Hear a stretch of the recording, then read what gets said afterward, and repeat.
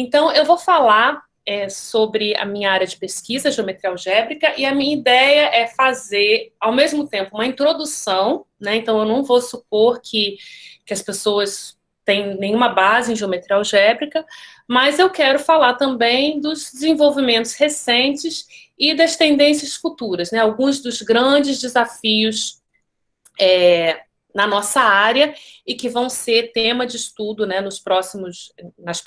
possivelmente nas próximas décadas. Então, deixa eu falar começar falando um pouquinho de geometria algébrica. Então, eu fui apresentada como algebrista, é muito comum as pessoas me chamarem de algebrista. Eu vou dizer que pessoalmente, eu me sinto uma geômetra, né? Então, eu acho que na verdade, a geometria algébrica, ela vive muito aí ela faz essa ponte entre a geometria e a álgebra. Então, eu espero que eu consiga, né, passar um pouco dessa ponte nessa palestra. Então, quais são os objetos de estudos da geometria algébrica? A geometria algébrica estuda soluções de sistemas de equações polinomiais em várias variáveis, né? Então, a parte de álgebra vem daí. Né, o anel dos polinômios tem uma estrutura algébrica muito rica, né, e a gente vai explorar essa estrutura algébrica, né, e toda a teoria que vem da álgebra para estudar esses conjuntos de soluções.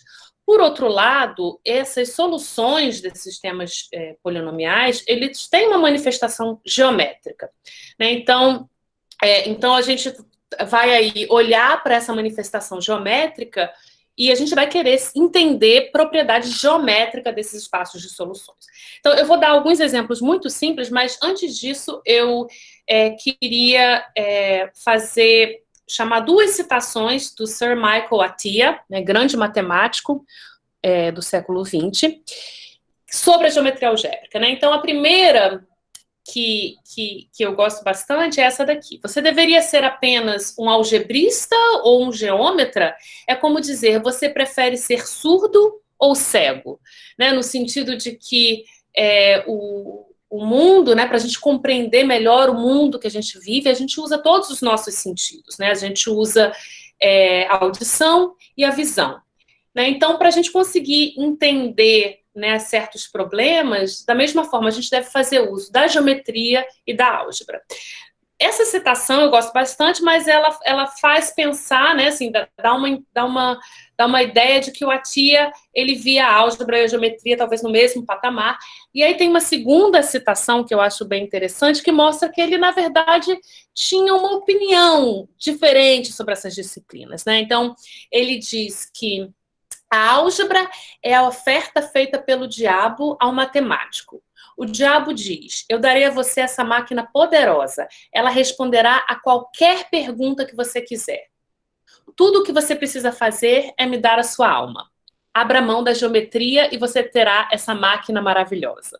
Né? Então, eu acho que isso mostra um pouco também, né, a geometria aqui ligada à alma, a álgebra, né, uma máquina maravilhosa, né, oferecida pelo diabo, né, ao custo de abrir mão da alma, né? Então, eu acho que tem isso de que, às vezes, a álgebra é uma ferramenta poderosíssima e ela acaba, em algum momento, tendo um desenvolvimento, a área da álgebra tem um desenvolvimento por si só, que acaba se descolando um pouco da geometria. Mas, enfim, agora deixa eu começar com alguns exemplos, de variedades algébricas. Então, eu tenho aqui 3 curvas, né, no plano, que são, a gente está vendo, quando a gente olha para as curvas, a gente está vendo a manifestação geométrica das soluções de equações polinomiais, que são essas que eu indiquei aqui. Então, você pode estar interessado nas equações polinomiais por vários motivos. Por exemplo, você pode estar interessado em teoria dos números, então você está querendo resolver equações diofantinas. Você pode ter polinômios que estão modelando algum fenômeno do mundo real, né, e você está querendo resolver essas equações polinomiais. Essas são bastante simples, né, mas normalmente o que a gente tem são equações, são sistemas de equações em várias variáveis. Né, mas aqui é só para ilustrar essa ponte, né, a álgebra, que são as equações polinomiais, e a geometria, que essas curvas a gente vê que tem geometrias muito diferentes. Né, então, por exemplo, Vamos olhar para essa curva aqui. Eu vou reescrever ela dessa forma, né? Como a gente escreve em geometria algébrica. A gente tem um polinômio, nesse caso em duas variáveis, igual a zero. E a gente quer encontrar as soluções. As soluções estão nessa curva. E a gente vê que tem um ponto bem especial ali na origem, que é um ponto onde essa curva não é suave, né? A gente tem dois ramos que se interceptam. É o que a gente chama de uma singularidade. E, algebricamente, como que a gente detecta essa singularidade? Nesse caso é muito simples, né? A gente repara que esse ponto singular na curva, ele corresponde exatamente ao ponto da curva onde as derivadas parciais do polinômio se anulam, né? Então, aqui, para esse polinômio aqui, as derivadas parciais em relação a x e em relação a y se anulam na origem. E é isso que dá origem, né, a essa singularidade, né? Então, isso pode ser detectado algebricamente e mais ainda, né? Vamos olhar, a gente tem esse polinômio em x e y, é um polinômio de grau 3, mas vamos olhar para a parte dele, a parte homogênea de menor grau, nesse caso aqui de grau 2. Né? Então, a gente tem aqui esse polinômio, y² menos x2, e a gente pode fatorar, né? Então, o anel dos polinômios tem essa propriedade importante que ele admite fatoração única. Então, a gente pode fatorar esse polinômio e a gente tem aqui, a gente escreve esse polinômio de grau homogêneo de grau 2 como um produto de dois polinômios lineares. E esses polinômios lineares, na verdade, eles também têm uma manifestação geométrica. Repara que as retas definidas por esses dois polinômios, né, que são essas retas que eu coloquei agora em amarelo, eles correspondem, essas duas retas correspondem exatamente às duas retas tangentes aos ramos da curva naquele ponto. Então, isso também é detectado de maneira algébrica. Então, ok, então isso aqui foi só um exemplo simples. E agora eu só queria saber se todo mundo continua me ouvindo, só para ter certeza que eu não perdi. Ok. De vez em quando eu vou perguntar só para ter certeza que eu não perdi a conexão e estou aqui falando sozinha, né? Ok. Então, agora o que eu quero fazer é introduzir o plano projetivo, né, que é um objeto muito importante de geometria algébrica. Então, como eu falei, a gente estuda soluções de equações polinomiais. E essas soluções, né, têm uma manifestação geométrica. Né? E nesse caso aqui, eu olhei para essa outra, peguei uma solução, uma equação polinomial diferente, os pontos, a curva em vermelho corresponde às soluções dessa equação polinomial. Então, a gente repara que essa curva vermelha, ela não é compacta. Né? Então, muitas vezes, quando a gente estuda geometria algébrica, é importante a gente trabalhar com variedades ou com conjuntos compactos. Então, o plano projetivo é uma forma, né, é uma compactificação do plano R2, em que a gente vai juntar, né, a gente vai acrescentar ao plano um ponto para cada direção tangente do plano. Então, isso é uma forma natural da gente compactificar o plano R2. Né? Então, imagina que a gente está, então, se a gente tivesse só uma reta, né, o R1, como que a gente compactifica? A gente coloca um ponto no infinito, né? Então, a compactificação seria um círculo. Né? Então, no plano projetivo, a gente vai acrescentar um ponto para cada direção do plano. Né? Então, se a gente fizer isso, antes de eu dar a construção formal, vamos olhar para esse exemplo, vamos pensar o que a gente gostaria de encontrar no fecho dessa curva. Né? Então, repara que nessa curva, claramente, tem duas direções assintóticas, né? A direção horizontal e a direção vertical. Né? Então, eu vou apresentar agora a construção do plano projetivo, e aí o que a gente espera é que quando a gente aplicar, quando a gente tomar o fecho nessa compactificação, nessa curva, a gente vai ter dois pontos no fecho, né, correspondendo às duas direções assintóticas. Ok, então agora deixa eu partir para a definição do plano projetivo RP2. Então, o plano projetivo, eu não escrevi isso, vou falar em palavras, né, se precisar eu repito depois. O plano projetivo RP2, ele vai ser definido da seguinte forma. Eu vou, primeiro o plano, aqui eu tenho o plano XY e eu acrescento mais uma variável, a variável Z. E o plano projetivo RP2 vai ser definido como o conjunto de todas as retas desse R3 que passam pela origem. Né? Aqui eu ilustrei algumas dessas retas. E como que isso é uma compactificação de R2? Então, eu vou explicar agora. Então, a gente tem aqui a gente pode identificar o nosso R2 com o plano Z igual a 1. Então, foi esse plano roxo que eu coloquei nesse slide. Então, a gente pode, então aqui vive o R2, né, desse plano. E repara que para todos os pontos, dado qualquer ponto desse plano roxo, existe uma única reta que passa por esse ponto e que passa pela origem. Né? Então, a gente, identificando esse ponto com a reta que passa por esse ponto e a origem, faz com que a gente possa mergulhar o nosso R2 no RP2. E agora vamos ver reciprocamente. Será que a gente consegue representar todas as retas pela origem em R3 dessa forma? Bom, se pensar um pouquinho, você vai ver que a gente consegue representar quase todas as retas de R3 pela origem por um ponto nesse plano. As únicas retas que não aparecem dessa forma são as retas que são paralelas ao plano, né? São as retas no plano XY. E essas exatamente, então a gente acaba, o que a gente tem de extra, além do R2, é exatamente uma reta para cada direção tangente do plano. Né? Então, isso intuitivamente, né, isso adjunta, né, os pontos que a gente quer adjuntar.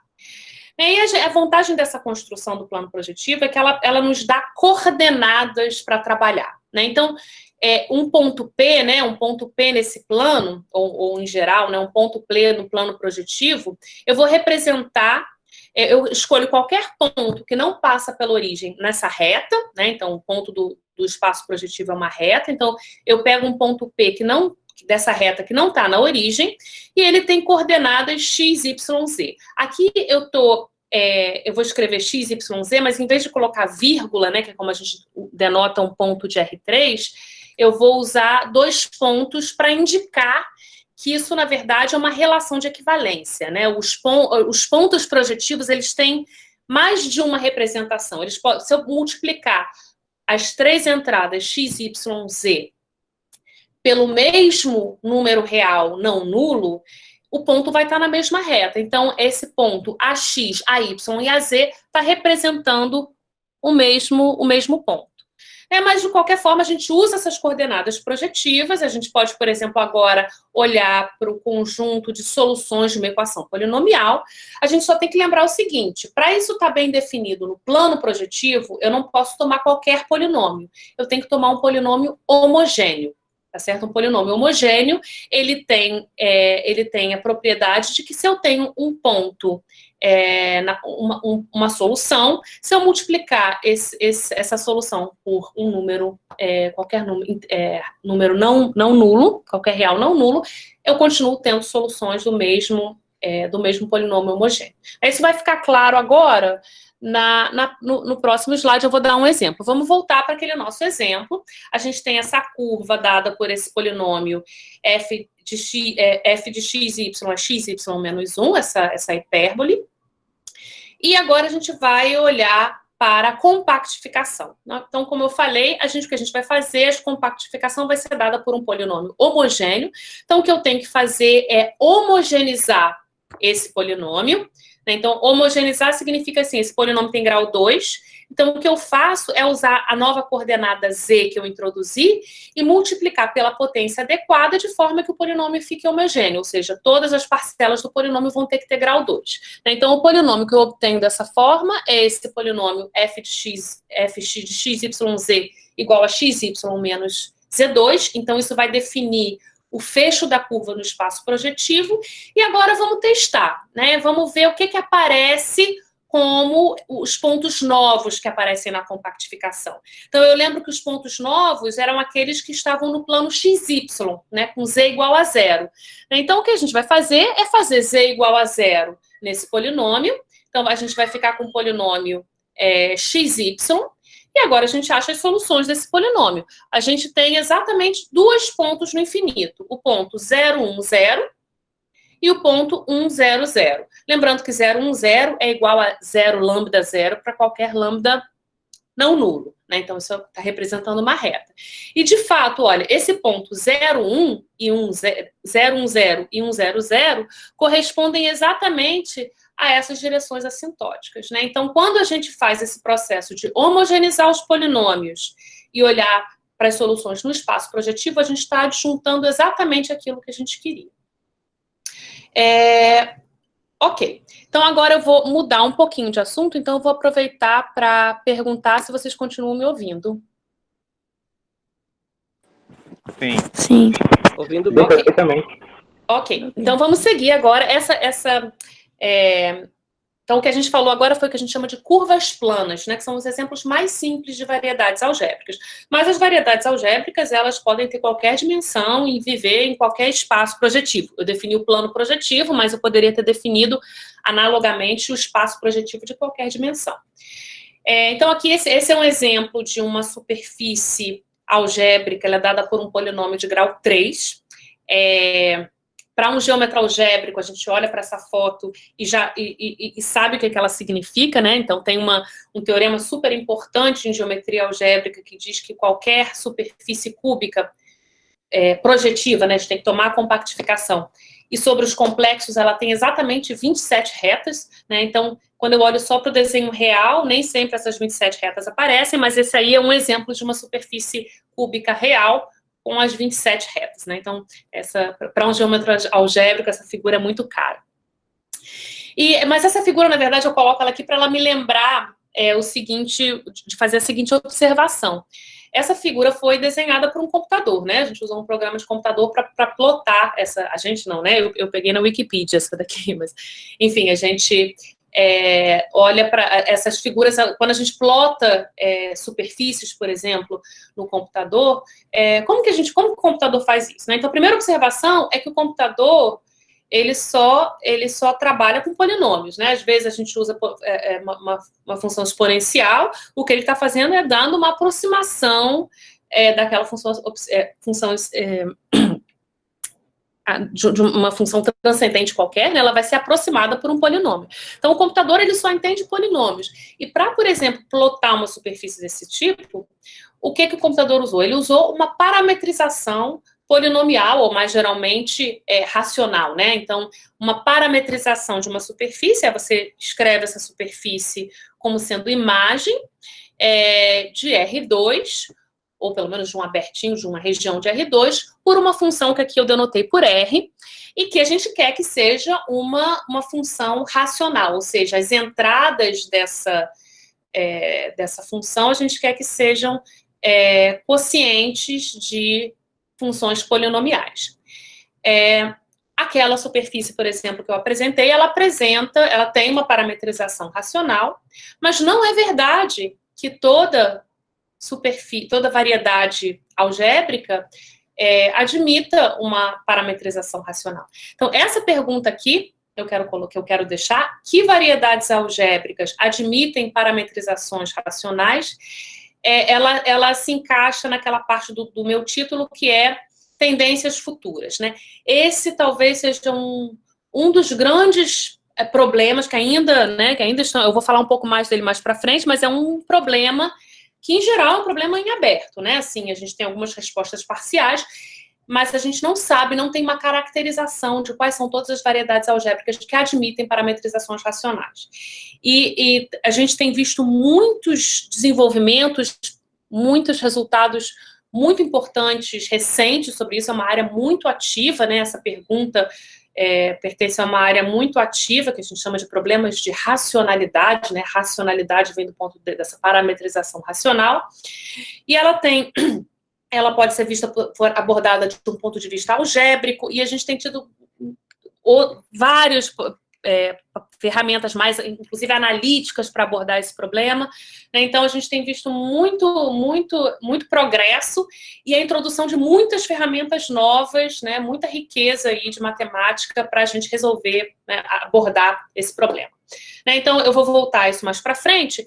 E agora, né, na verdade, essa pergunta, né, em algum sentido, ela é bastante algébrica, né? A gente quer uma parametrização racional. E agora eu vou pausar aqui na parte da álgebra e agora eu vou falar um pouco de geometria e depois eu vou tentar juntar as duas coisas, né? Então, eu estava falando de parametrização, agora eu vou falar sobre curvatura. E vai parecer que uma coisa não tem nada a ver com a outra, mas eu espero que eu consiga juntar, né, esses dois conceitos mais para frente. Então, deixa eu relembrar para vocês a noção de curvatura, né? Então, grosso modo, a curvatura mede, né, uma curvatura de uma curva, ela mede o quanto que uma curva desvia de ser uma linha reta, né? Então, nesse desenho aqui, eu tenho uma curva C e eu quero medir a curvatura no ponto P. Então, formalmente, como é que eu vou fazer isso? Eu vou pegar um círculo, né, que é esse círculo em azul, que melhor aproxima a minha curva C nesse ponto P. Né? Então, eu tomei esse círculo, né? Tem um círculo que faz essa melhor aproximação, e eu vou tomar, eu olho para o raio desse círculo. E a curvatura da curva C no ponto P vai ser 1 sobre esse raio. Né? Ou seja, se esse raio for muito grande, essa curva está se aproximando de ser uma reta nesse ponto P. Né? Então, 1 sobre o raio vai ser muito pequeno, muito próximo de zero, a curvatura é pequena.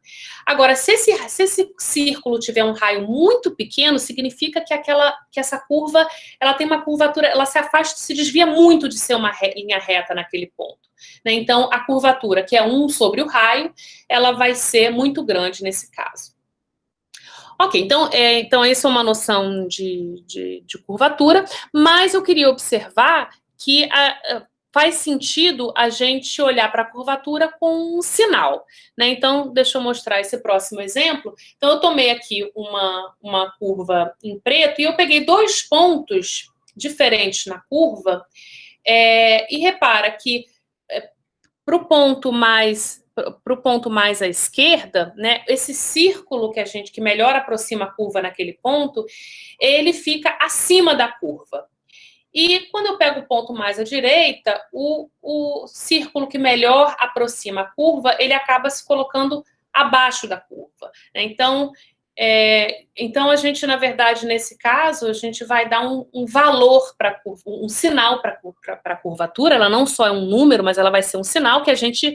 Aí vai ser uma convenção. Né? Por exemplo, eu posso usar a convenção de que se a curva está se curvando para cima, né? Ou seja, se o meu círculo ele se posiciona acima da curva, então a curvatura é positiva, e se ele está para baixo, é negativa. Né? Então, a gente tem que escolher alguma convenção, mas escolhida a convenção, a gente sabe como dar um sinal para a curvatura. Ok, isso foi sobre curvaturas de curvas. Né? Então, agora deixa eu definir uma noção de curvatura para uma superfície. Na verdade, tem várias noções de curvatura. Eu quero falar da curvatura gaussiana. Então, como que a gente define a curvatura gaussiana de uma superfície em um ponto? Então, o que a gente faz é o seguinte, né? Então, eu peguei, por exemplo, a superfície vai ser essa cela, e eu tenho um ponto ali no meio, eu representei ali a reta, o vetor normal, a superfície naquele ponto, e o que a gente vai fazer é o seguinte, a gente vai interceptar a nossa superfície com vários planos que contêm esse vetor normal, ou seja, planos que são perpendiculares ao plano tangente da superfície. Cada vez que eu intercepto a minha superfície com um plano, eu corto uma curva. Agora, a gente já sabe calcular a curvatura de uma curva. Então, aí eu calculo a curvatura para essa curva. E eu faço isso para todos esses planos que são perpendiculares à superfície naquele ponto. Então, quando eu faço isso, eu vou ter um mínimo e um máximo para o valor da curvatura. E a curvatura gaussiana, ela é o produto desse mínimo e desse máximo. Então, nesse exemplo, por exemplo, a gente vê o seguinte, que a gente vê que tem planos, né, que são esses que estão representados na figura, tem planos que cortam a superfície em curvas cuja curvatura tem sinal oposto, né? Então, para um certo plano, essa interseção vai ser uma curva que está voltada, que se curva para cima, e para um outro plano, a curva se curva para baixo, né? Então, nesse caso específico, naquele ponto, a curvatura gaussiana vai ser negativa. Então, uma observação importante aqui para superfícies é que, diferentemente do caso de curvas, né, a curvatura gaussiana ela é intrínseca. Então, ela não depende da forma do mergulho da minha superfície, por exemplo, no R3. Então, é claro, isso certamente não vale para uma curva, né, no espaço. Eu posso pegar uma reta e deformar a reta para ela ser, sei lá, uma parábola, né? Então, a curvatura passa de 0 para uma curvatura não nula. Mas no caso da curvatura gaussiana, a gente tem algo intrínseco. Então, se eu deformar um pouco essa superfície, as curvas que eu vou obter, né, quando eu interceptar com os planos normais, elas vão mudar, mas esse produto, né, das curvas que a gente chama das curvaturas principais, esse produto ele é intrínseco. Ok.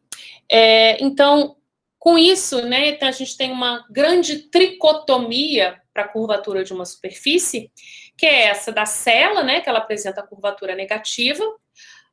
O caso de curvatura zero, por exemplo, se você pega um cilindro, né, tem uma direção aí, né, um plano com o qual a gente pode cortar o cilindro e obter uma reta, né, então a gente tem a curvatura zero, e a curvatura positiva, né, que é quando a gente corta com qualquer plano, a curva que a gente obtém sempre se volta para o mesmo lado, né? Então aqui, essa é a grande tricotomia, né, da superfície gaussiana. Então, ok. Então, agora eu vou querer aplicar eu vou querer calcular, né, entre aspas, eu vou discutir a curvatura agora para superfícies algébricas, né? Então, antes de fazer isso, só para ter certeza, vocês continuam me ouvindo? Sim. Sim, perfeitamente. Ok. Então, deixa eu apresentar algumas superfícies algébricas, né? Então, como que a gente pode construir superfícies algébricas? Então, a primeira coisa que você pode pensar é que a gente pode olhar em R3 e olhar para um polinômio em 3 variáveis. Isso vai definir uma superfície em R3. Mas eu queria discutir uma outra forma da gente definir superfícies usando a álgebra, que são as chamadas superfícies de Riemann.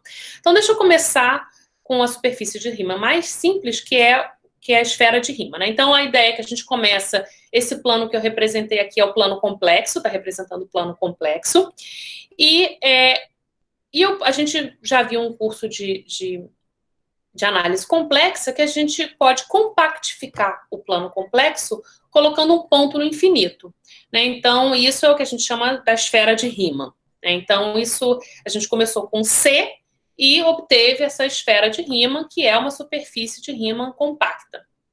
Então, o que a gente vai fazer? A gente vai fazer isso agora não para C, mas vai fazer isso de forma mais geral. Então, como que a gente vai fazer isso? Então, eu vou começar com um polinômio em 2 variáveis, né? Então, por exemplo, eu olhei para esse polinômio aqui, y² menos x² mais x. Então, isso é um polinômio em 2 variáveis. Eu fiz um esboço aqui das soluções em R2 dos zeros, né, desse polinômio. E em R2 isso não é compacto. A gente repara que vai ter uma direção assintótica, que é a direção vertical. E quando a gente olha para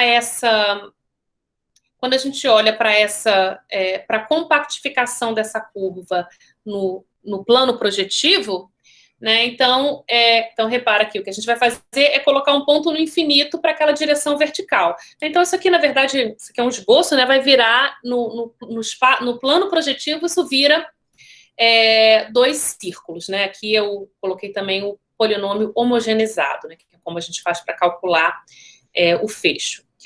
Ok, então isso é se a gente olha para R2. Mas agora a ideia é o seguinte, em vez de a gente olhar só para soluções reais, o que acontece se a gente olhar para soluções complexas? Né? Então, a gente estaria, a princípio, né, com um polinômio deshomogeneizado, a gente estaria, em vez de R2, a gente estaria em C2.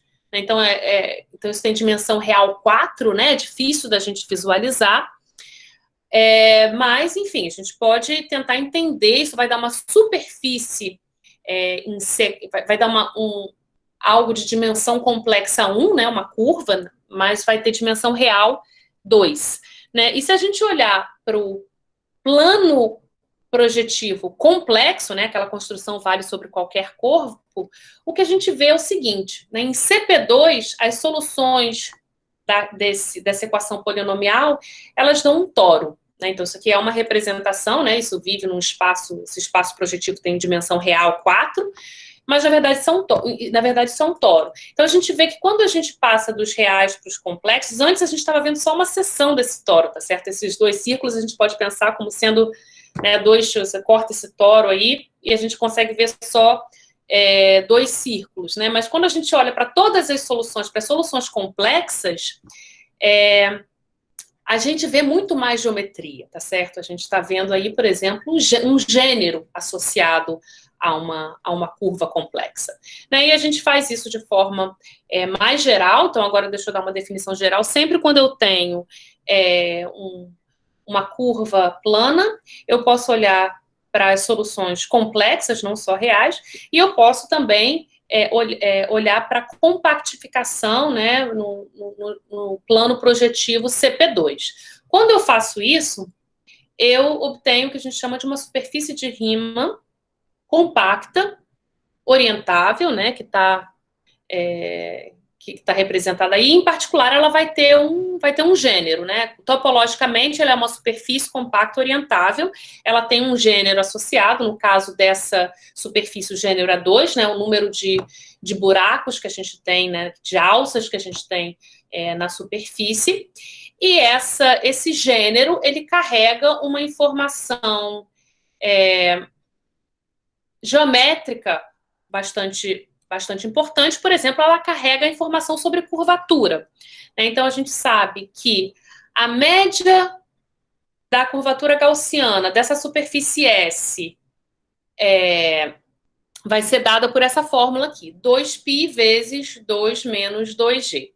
Então, quando g é maior ou igual a 2, essa curvatura vai ser negativa. Quando o gênero é igual a 1, curvatura 0. Quando o gênero for 0, isso vai ter curvatura, né, positiva, que é o caso da esfera.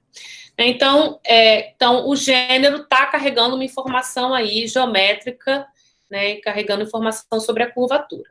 Mas deixa eu relembrar que, no nosso caso, ela não é uma superfície de Riemann qualquer. É uma superfície que foi definida por um polinômio.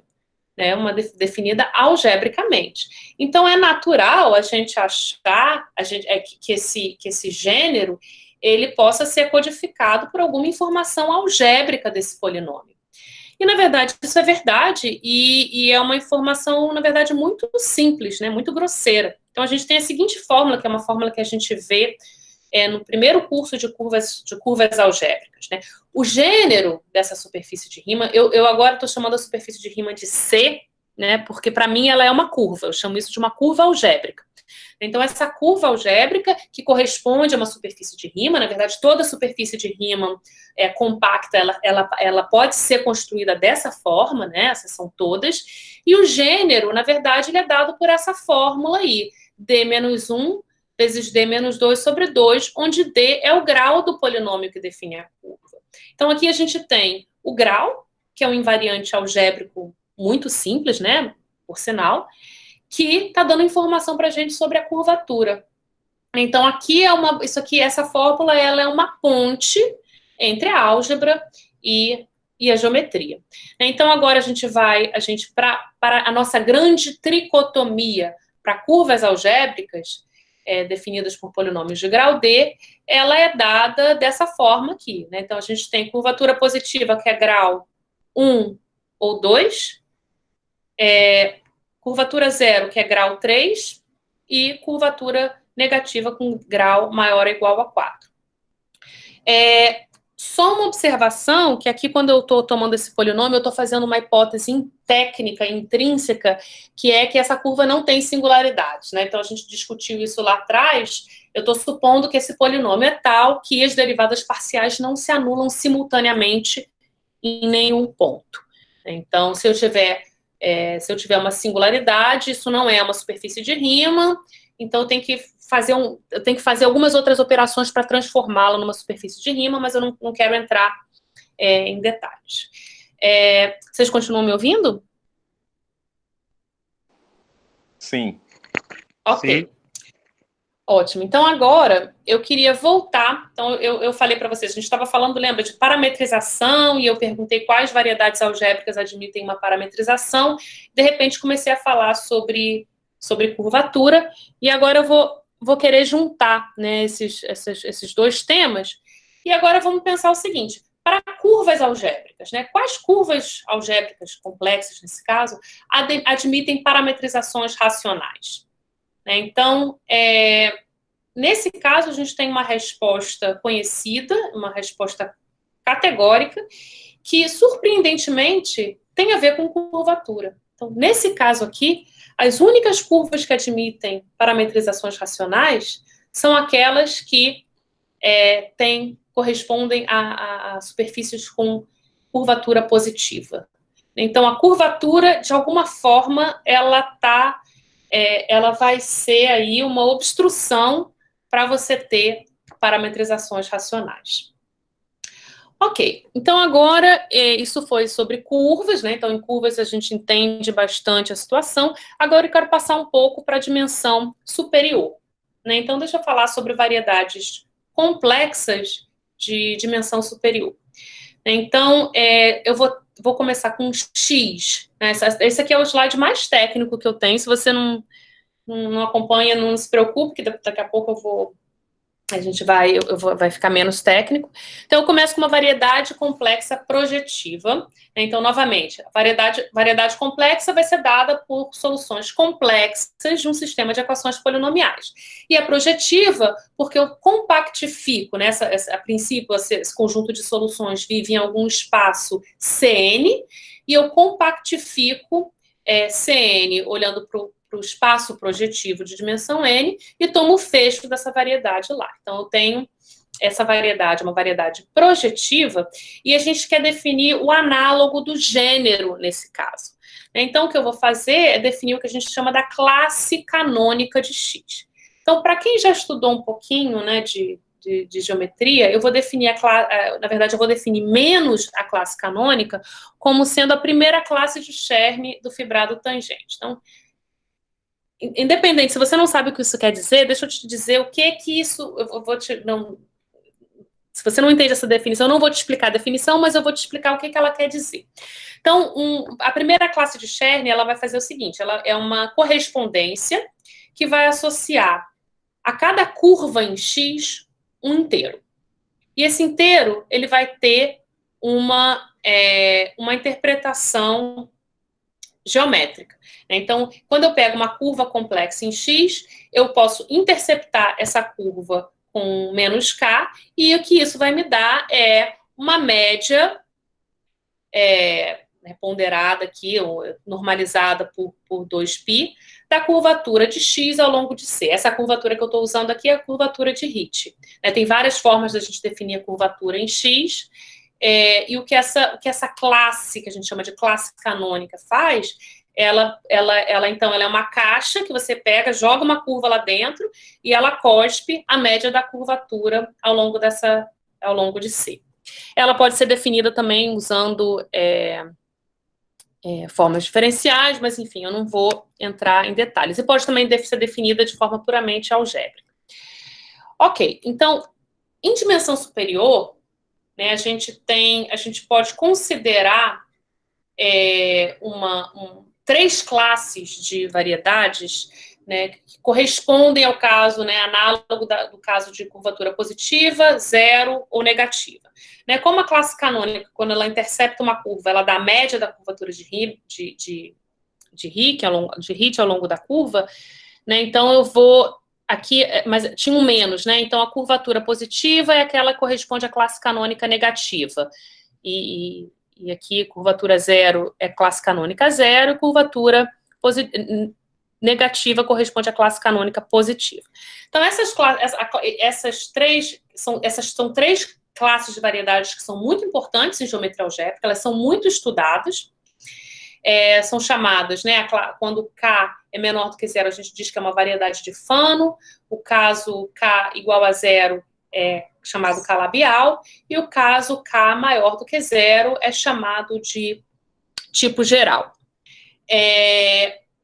Só que em dimensão superior, nem toda variedade ela se encaixa numa dessas três classes. Em dimensão superior, o que em geral acontece é o seguinte: você tem esse K, né, que é essa caixa.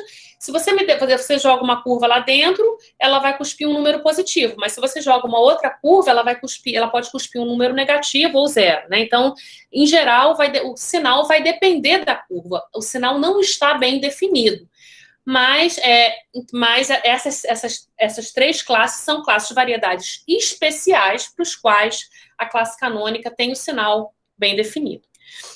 Então, por exemplo, novamente, isso está codificado, pode ser codificado algebricamente, né, por invariantes algébricos. Por exemplo, se eu começo com x, né, sendo a compactificação do conjunto de soluções de um polinômio em n variáveis, né, esse polinômio de grau d, a divisão de classe canônica positiva, zero, negativa, ela corresponde a certos valores do grau. Né? Então, para o que a gente chama de hipersuperfícies, ou seja, variedades algébricas que são definidas por um único polinômio, o sinal da classe canônica está bem definida, né, e depende apenas do grau. Em dimensão superior, isso não é verdade. Mas o que a gente sabe, né, então isso talvez tenha sido uma das conquistas mais importantes da geometria algébrica nas últimas décadas. Hoje em dia a gente sabe que toda variedade projetiva pode ser construída a partir dessas três classes que eu defini. Né? Então, eu não vou dar detalhes sobre isso, mas eu quero só... Isso é chamado programa de Mori. Eu só quero deixar claro que isso é um programa muito importante, muito difícil, né? Que tomou, assim, foi resultado do trabalho duro de matemáticos ao longo de décadas. Então, só para dar uma ideia, em dimensão 1, essa é simplesmente a classificação que Riemann fez para superfícies de Riemann. Então, isso é já feito no século XIX. Em dimensão 2, né, esse programa que hoje a gente chama de programa de Mori, foi desenvolvido pela escola italiana e terminou no início do século XX. Já para a dimensão 3, né, a gente precisou aí de mais de 80 anos para conseguir desenvolver esse programa em dimensão 3. E isso é o que a gente chama... isso foi concluído pelo Mori, pelo matemático japonês Shigefumi Mori, em 1988. E só para vocês terem uma ideia da importância e da dificuldade desse problema, foi a solução desse problema que deu a ele a medalha Fields no ICM de 1990. Né? Em dimensão superior, em dimensão maior ou igual a 4, ainda assim, a gente precisou de novas ferramentas aí, e o resultado foi obtido mais recentemente, em 2010, por Birkar, Kattini, Heikon e McKernan. Novamente, Birkar aí é o ganhador, foi um ganhador da medalha Fields, no último ICM 2018 no Rio. Né? Então, esses são teoremas difíceis e são ferramentas que hoje em dia são ferramentas importantes em geometria algébrica. Então, para concluir, eu queria voltar àquele problema, né, sobre parametrizações racionais e voltar ao problema, né, de que variedades admitem parametrizações racionais. Então, nesse caso, a gente não sabe, né, como eu falei, a gente não sabe uma resposta definitiva, mas vamos nos concentrar, em vez de perguntar isso para qualquer variedade, vamos olhar só para as variedades, né, dessas 3 classes, onde a classe canônica está bem definida. Então, para essas 3 classes, a gente também, ainda assim, a gente não tem uma resposta definitiva, mas a gente tem uma condição necessária. Né? E a condição necessária é a seguinte: se você pegar uma variedade que está em uma dessas classes, se ela admite uma parametrização racional, então, necessariamente, ele é do tipo Fano. Ou seja, novamente, a curvatura positiva aí parece ter governar de alguma forma, né, a existência de parametrizações. Ok, vocês estão me ouvindo ainda? Perfeitamente, Carolina. Sim. Ok, então agora eu posso ou parar agora, ou começar um novo tópico. E deixa eu fazer o seguinte, deixa eu tentar, talvez eu me arrependa de fazer isso, mas eu queria falar sobre mais um tópico que me é bastante caro, e eu vou tentar ser bem breve, mas só para dar uma ideia de como essas eu acho que tem alguém com... Ok, obrigada. O microfone aberto, ok, obrigada. Deixa eu falar um pouquinho sobre um dos temas de pesquisa com os quais eu estou envolvida, e eu vou tentar ficar dentro desses 10 minutos que eu tenho, ok? Que é sobre foliações holomorfas, né? Então, deixa eu começar introduzindo foliações através das equações diferenciais algébricas, né? Então, essa é a origem da teoria de foliações. Então, por exemplo, vamos olhar para essas 2 equações diferenciais algébricas em 2 variáveis, né? Elas são algébricas porque aqui a gente está vendo que não tem nenhuma função transcendente envolvida, né? A gente tem aqui uma definida por y sobre x e outra y. Então, são muito parecidas, são muito simples, mas, apesar de serem equações diferenciais algébricas, as soluções da primeira são algébricas, são representadas por retas pela origem, enquanto que as soluções da segunda são transcendentes. Então, uma pergunta também fundamental em teoria de equações diferenciais algébricas é quanto que as soluções são algébricas. Né? E na verdade, a ideia, né, dos próximos slides é a gente eu introduzir um análogo dessa classe canônica, né? Ou seja, algo que está medindo de alguma forma uma curvatura associada a essas equações diferenciais que vão governar a algebricidade das soluções. Então, deixa eu começar falando de foliações. Então, repara que as soluções aqui das equações diferenciais, elas definem uma foliação do plano, né? Uma foliação do plano é uma partição do plano em curvas, e fora dos pontos singulares, né? No caso da equação à esquerda, a gente tem uma singularidade na origem, ela localmente tem uma estrutura de produto. Então, em geral, uma foliação é isso, ela é um subfibrado do fibrado tangente. Né? Então, para cada ponto eu tenho uma direção ali, né, uma folha dessa minha partição. E o que a gente faz, né, é associar a uma foliação uma classe canônica, exatamente da mesma forma que a gente faz para uma variedade. Né? Então, ela vai ser a primeira classe de Chern do fibrado tangente. Eu não quero que se preocupem com a definição técnica, mas o que eu quero dizer é que quando você tem uma foliação numa variedade, você tem uma classe canônica associada, né? Então isso de alguma forma está medindo a curvatura dessa foliação, e eu tenho estudado muito as foliações que têm a classe canônica negativa, que são associadas, né, que são análogas às variedades de Fano, são chamadas as foliações de Fano. Então, uma coisa que a gente tem trabalhado é um programa de Mori para foliações, né? Então, isso, novamente, é um tópico, uma direção futura aí que parece ser bastante promissora. E eu queria voltar a esse desenho e observar que a gente tinha essas 2 equações diferenciais.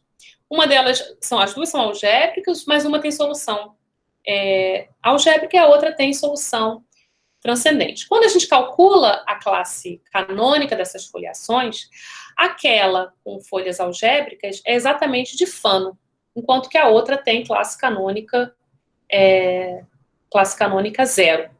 Né? Então, isso aqui é só para dar uma ideia.